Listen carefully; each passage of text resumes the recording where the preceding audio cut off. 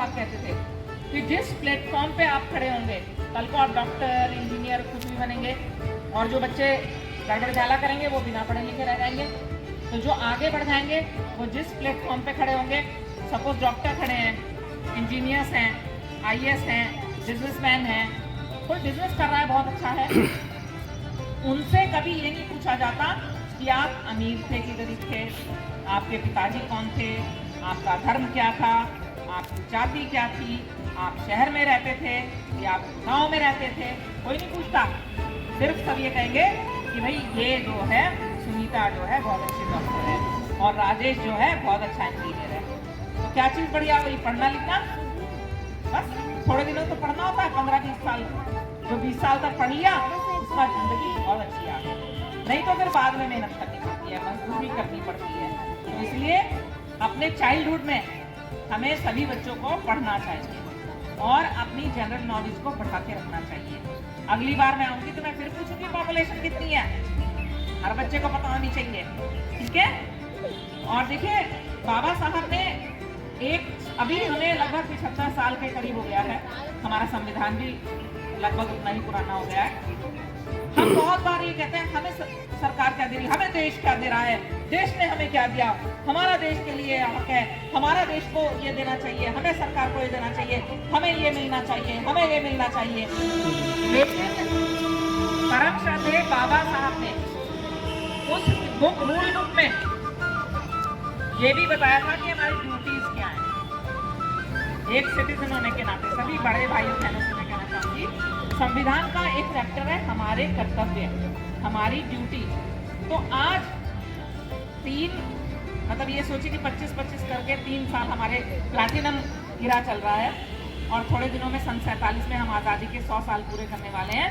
तो ये जो 25 साल हैं इसमें हमें संविधान का वो चैप्टर जिसमें ये लिखा है हमारे कर्तव्य क्या है वो हमें करना है। कर्तव्य क्या है? बच्चों का कर्तव्य है पढ़ना, अपने स्कूल की प्रॉपर्टी डैमेज नहीं करना, अपने स्कूल के पेड़ पौधे डैमेज नहीं करना। बड़े लोगों का कर्तव्य क्या है? हमें अपने आसपास साफ रखना, स्वच्छ रखना, वृक्षों की जरूरत है वृक्षारोपण करना। हम देश के लिए क्या कर सकते हैं? मुझे ये लगता है कि अब ये समय आ गया कि हमें देश के बारे में भी सोचना चाहिए, क्योंकि 75 साल लगभग देश ने हमारे लिए सोचा, बड़े बड़े कारखाने बनाए, बड़े बड़े बांध बनाए, सड़कें बनाई, सब कुछ बनाया।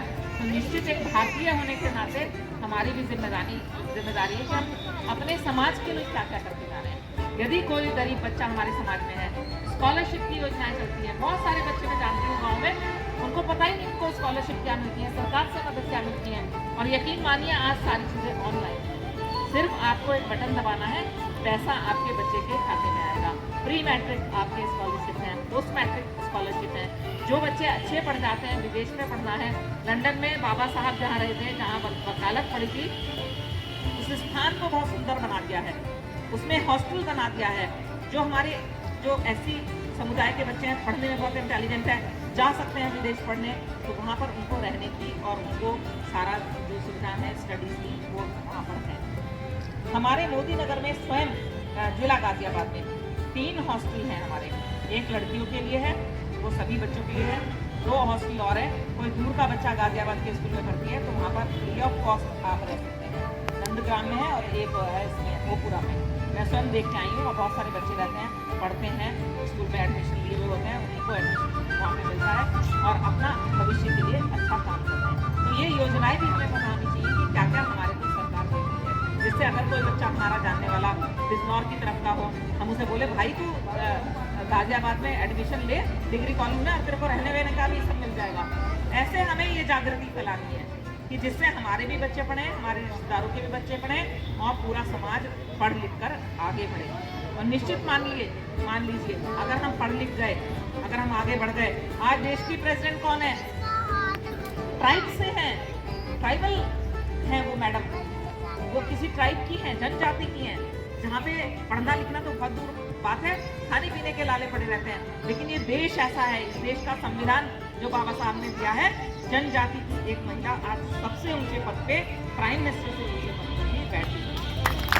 ये खूबसूरती है, ये चीज जो हमें बाबा साहब ने दी है वो है ये खास बात। और सबसे पहले कंट्री फर्स्ट। हम किसी जाति में, किसी बिरादरी में, किसी धर्म में बाद में हैं, हम हिंदुस्तानी पहले हैं। हमें अपने देश के लिए क्या करना है। राजनेता पॉलिटिकल लोग आते जाते रहते हैं, मेरे जैसे विधायक भी आते जाते रहेंगे, लेकिन देश सदा है।